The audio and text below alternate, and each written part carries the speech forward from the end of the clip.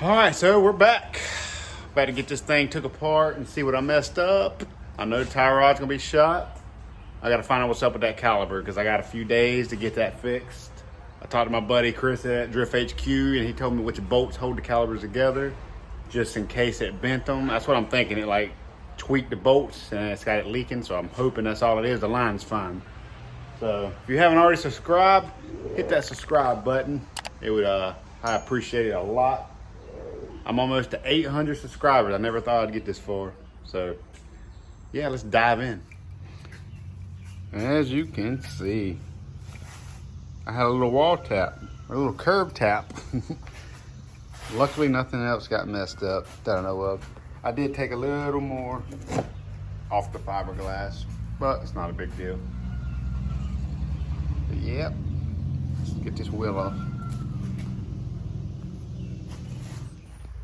All right, so looking at this thing, I actually crushed the bleeder. I guess when the tie rod bent, it went into the lower control arm and broke the bleeder off. Doesn't look like that's gonna be fixable. So regardless, I'm gonna have to get the caliber off. I'm gonna try to just maybe drill and tap it and try to put a bolt. Either way, I gotta try something. If it don't work, I gotta get a new caliber. If it does work, then I bought myself some time with it. But yeah, the tie rod, you can actually see where the tie rod come down and smack where it compressed. I think the coilover's fine. Everything looks good with it. Inner fender got rubbed a little bit.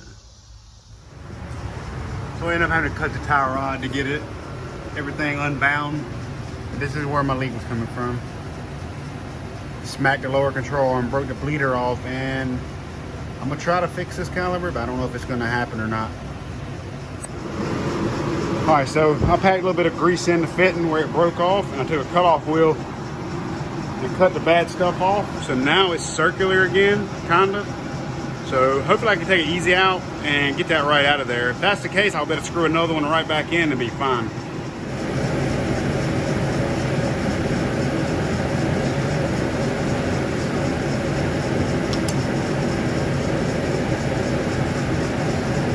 Well, that's good. I'm glad that started coming loose. I should better screw another one right back in and be good. Well, coming right out. So cutting the bad part off. I mean, I ain't cutting much. Not enough to get into the caliber, but I was able to get it out. Pretty good.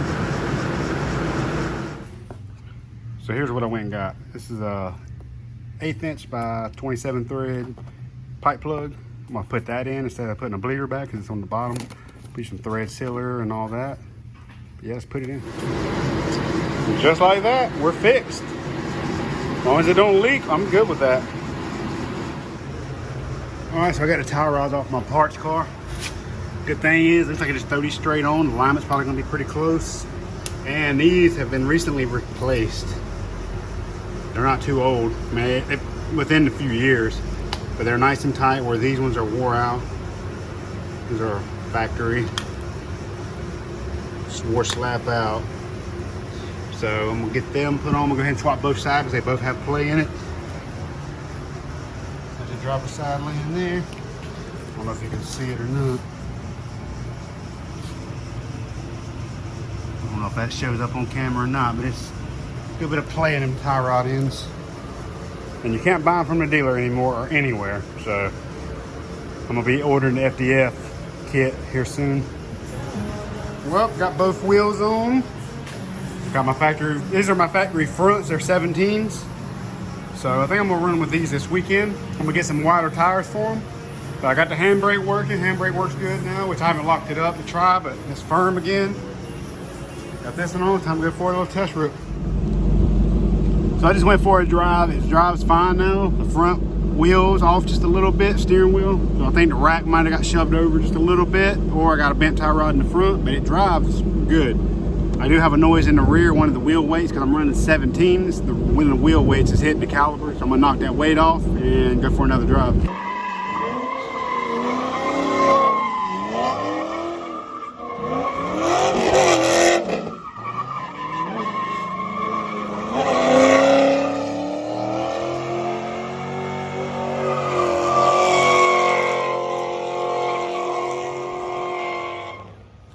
after that rip, I come back and I don't know if you can tell, bottom of the wheel is laid in. We got positive camber. So let me show you what happened. Let's see without a light. So here's your bolt for your subframe. My adjuster here, my adjustment for the lower control arm on the rear, you see it did move, not much.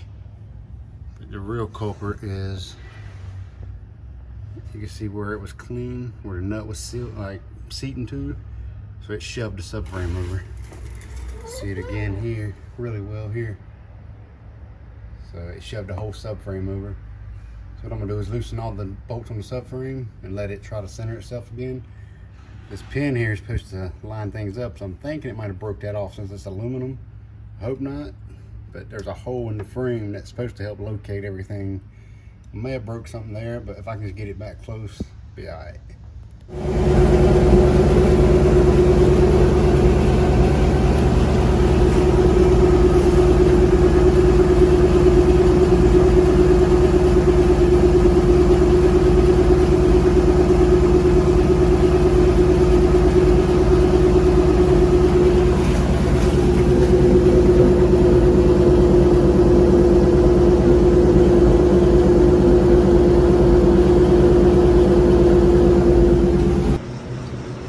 Yet again, I wait till the last minute to get ready for an event.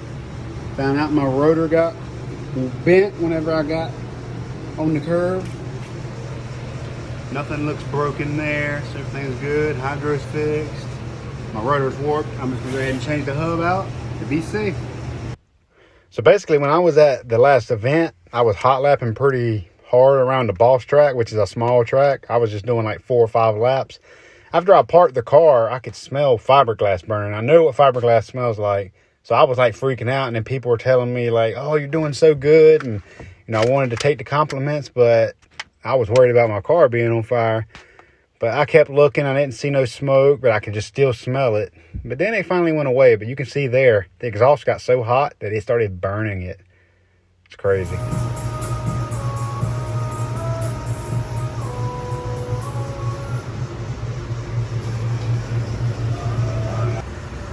All right, so the last thing I want to do is go to another event and have to worry about this the whole time. Like, that's pretty scary, knowing that the car could catch on fire. So I'm gonna build a heat shield for it. And it's gonna be the simplest heat shield possible. It's gonna be a carb tag. I'm gonna screw that to the bottom of the floor, and bam, it's gonna be done. Look at that. That'll help dissipate the heat instead of it going right to the fiberglass and catching on fire. I don't need it to be like my parts car, just be the ass end burn off. So yeah, I'm gonna get another tag. I just found that one laying around. Yeah, that's gonna be it. All right, so here's what we got. I actually took the tag off the front of my truck just to be able to make this heat shield. I know it looks janky, but it is what it is. It's gonna do its job. That one done. Actually used the emergency brake bracket to bolt it in there. It's off the exhaust.